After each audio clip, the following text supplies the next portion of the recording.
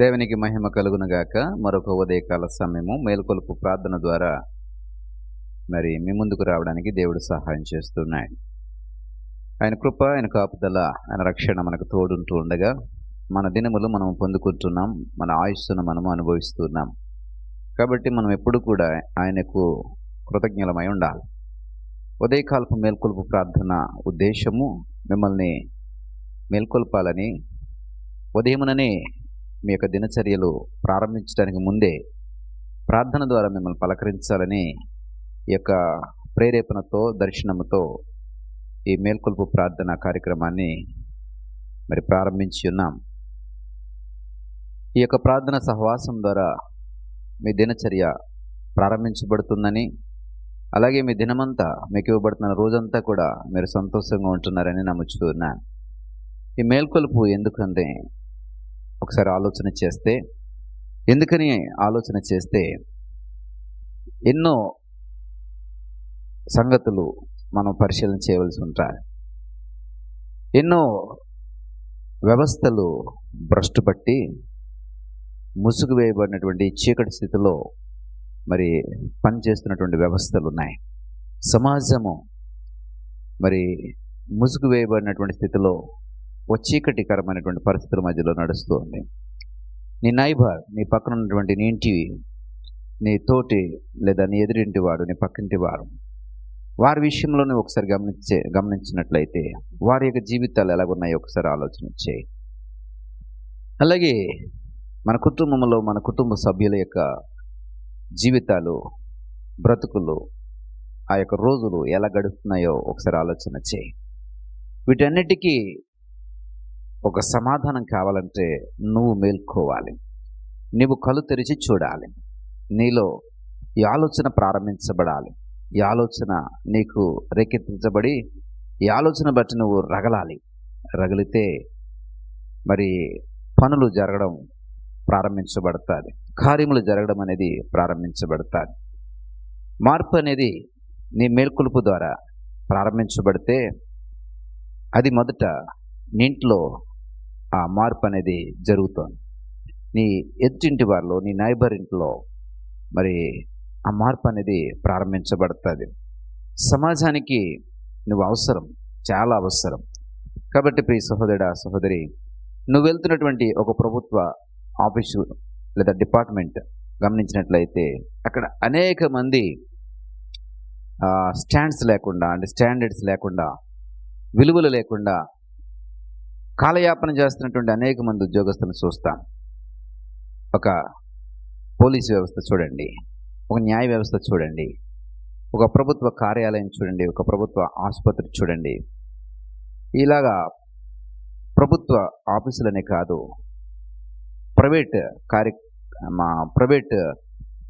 కార్యాలయాలు కూడా అలాగే ఉంటాయి. అంటే మనుషులలో ఒక సోమరితనం, మనుషులలో ఒక నిర్లక్ష్యము, మనుషులలో ఆ స్టాండర్డ్స్ లేనటువంటి స్థితి, విలువలు లేనటువంటి స్థితి, ఎథిక్స్ లేనటువంటి స్థితి మనం చూస్తూ ఉంటాం. మరి ఇలా ఎథిక్స్ లేనటువంటి ప్రజల మధ్యలో జనుల మధ్యలో మనం బ్రతుకుతున్నప్పుడు వారిలో కొంచెమైనా చైతన్యం తీసుకురావాల్సినటువంటి బాధ్యత మన మీద ఉందా లేదా? ఖచ్చితంగా ఉందని నేను అంటాను. ఈ చైతన్యము వారిలో నువ్వు తీసుకురావాలంటే నువ్వు మొదట చైతన్యపరచబడాలి. నీలో చైతన్యం రావాలంటే నువ్వు మొదట మేల్కోవాలి.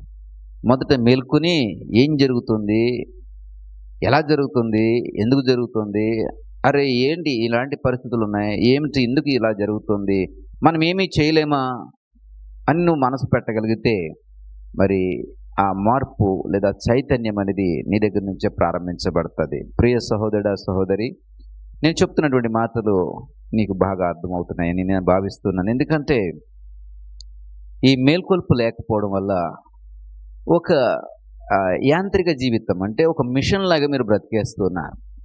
ఒక మోటార్ బైక్ లాగా, లేకపోతే ఇంట్లో పనిచేసేటువంటి ఒక ఫ్రిడ్జ్ లాగా, లేకపోతే ఒక ఫ్యాన్ లాగా ఇలాగ బ్రతికేస్తున్నారు.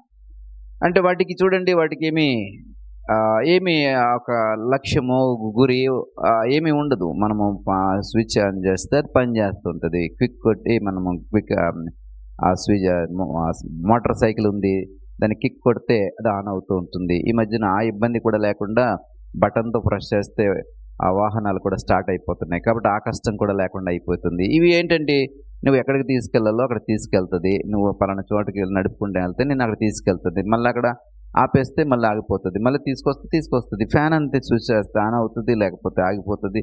అదొక యాంత్రికమైనటువంటి ఒక మిషన్ జీవితం అది. ఇప్పుడు నీ జీవితము కూడా ఒక మిషన్‌లాగా, ఒక యాంత్రికమైనటువంటి జీవితంగా, ఆటోమొబైల్ సిస్టమ్‌గా నీ యొక్క జీవితం మారిపోతే, మరి ఎప్పుడు ఇక నువ్వు మేల్కొంటావు? ఎప్పుడు ఈ పరిస్థితి నుండి బయటకొస్తావు? ఎప్పుడు నీలో చైతన్యం వస్తది?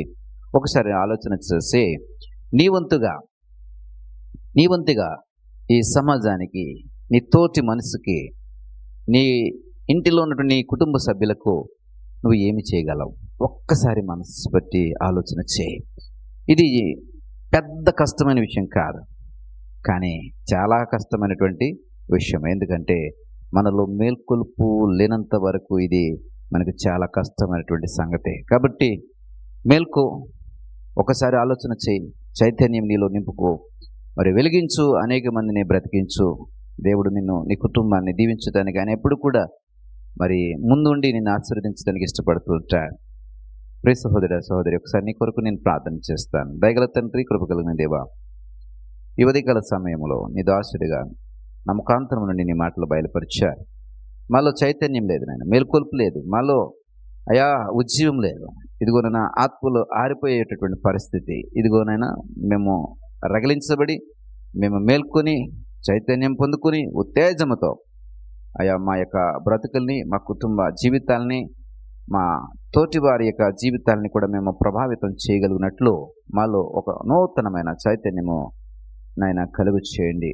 లెమ్ము తేజరిల్లుమని చెప్పబడుతున్న మాట ప్రకారము మాలో ఆ యొక్క నూతనమైన వరవడికి శ్రీకారం చుట్టడానికి సహాయం దయచేయండి. మహిమ ఘనత ప్రభావం మీరే పొందుకునమని యేసు నామములో అడిగి వేడుకుంటూ ఉన్నాం పరమ తండ్రి. ఆమేన్.